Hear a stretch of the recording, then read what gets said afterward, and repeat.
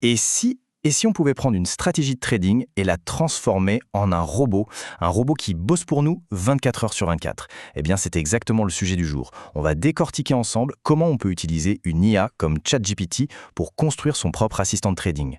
On part de la simple idée et on va jusqu'au code qui fonctionne. Alors, le parcours est assez simple en fait. Il se fait en 5 grandes étapes. D'abord, on va voir la promesse du trading automatisé. Ensuite, on va créer la stratégie, le cœur du système. Puis, on apprendra à parler à l'IA, c'est une étape clé. Après ça, on passe au code, à la compilation et au test. Et on finira par la vérification humaine, qui est absolument cruciale. Allez, c'est parti. Bon, alors, commençons par le début. La promesse. L'automatisation 24 sur 7. C'est vraiment l'idée de base, celle qui fait rêver et qui séduit énormément de monde. Mais concrètement, ça implique quoi? Et surtout, où sont les limites? L'idée, il faut l'avouer, est hyper séduisante. Pensez-y. Un robot qui applique une stratégie sans jamais dormir, sans jamais avoir le moindre doute. C'est le fantasme de l'efficacité absolue, pure et dure. Mais est-ce que c'est vraiment aussi simple que ça en a l'air? Alors, la réponse est non. Il faut tout de suite évacuer l'idée de la baguette magique. Une IA, ce n'est pas un magicien qui va inventer de l'argent. C'est plutôt un ingénieur ultra rapide et ultra obéissant. Son succès, au final, dépend à 100% de la qualité, de la rigueur et de la logique des instructions qu'on lui donne. Et justement, tout commence là, avec la stratégie. C'est vraiment le cœur, le cerveau, on pourrait même dire l'âme du robot. Parce que sans une stratégie solide, claire et bien pensée, même la meilleure IA du monde ne produira que du chaos. Pour cet exemple, on ne va pas réinventer la roue.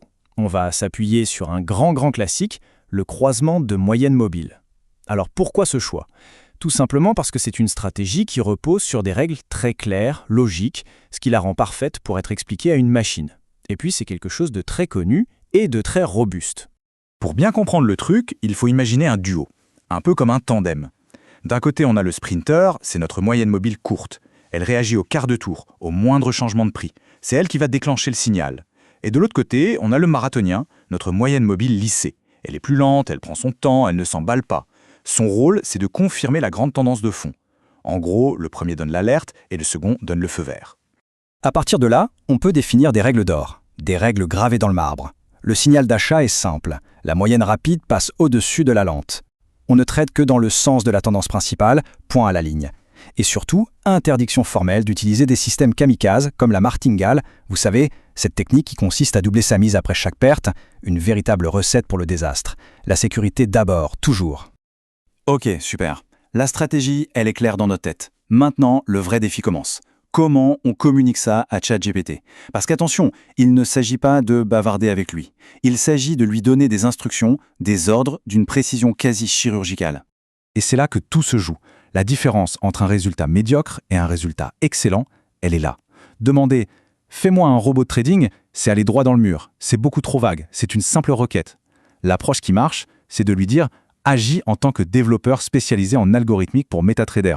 On voit la différence? On ne demande pas, on briefe. On lui assigne un rôle, on définit un contexte, on fixe un niveau d'attente professionnel.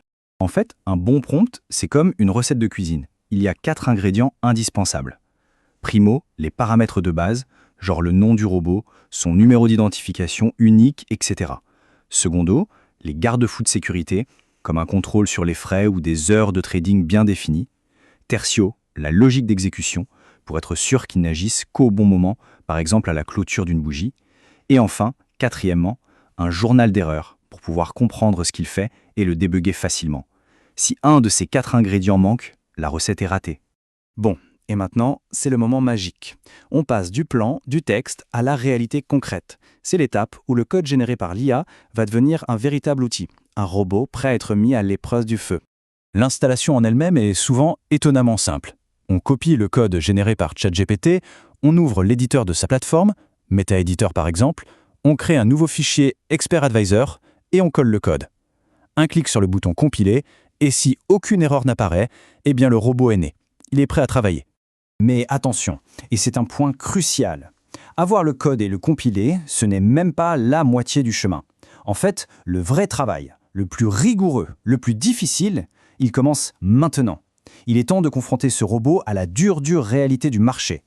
Et pour ça, il y a une méthode. C'est l'entonnoir de test. On commence très large. On backteste le robot sur 10 ans de données historiques. Le but, voir si la courbe de profit monte de façon régulière. C'est le premier filtre.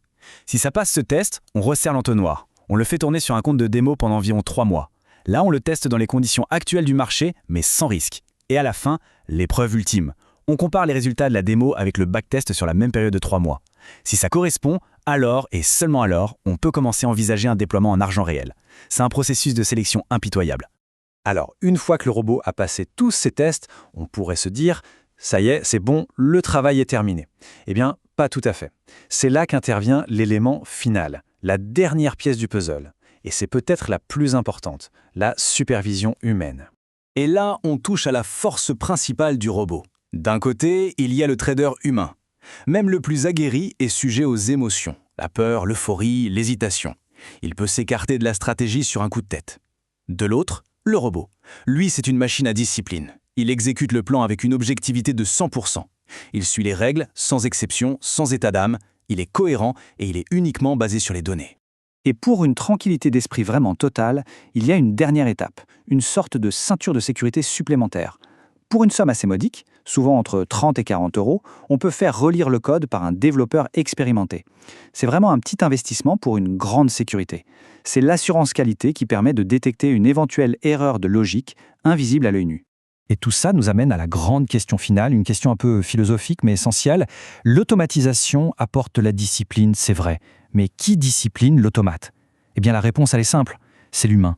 L'IA est un outil d'exécution absolument phénoménal, probablement imbattable, mais la stratégie, l'intelligence derrière la stratégie et surtout la responsabilité finale, tout ça, ça reste et ça restera toujours entre les mains de l'humain. C'est lui le véritable chef d'orchestre.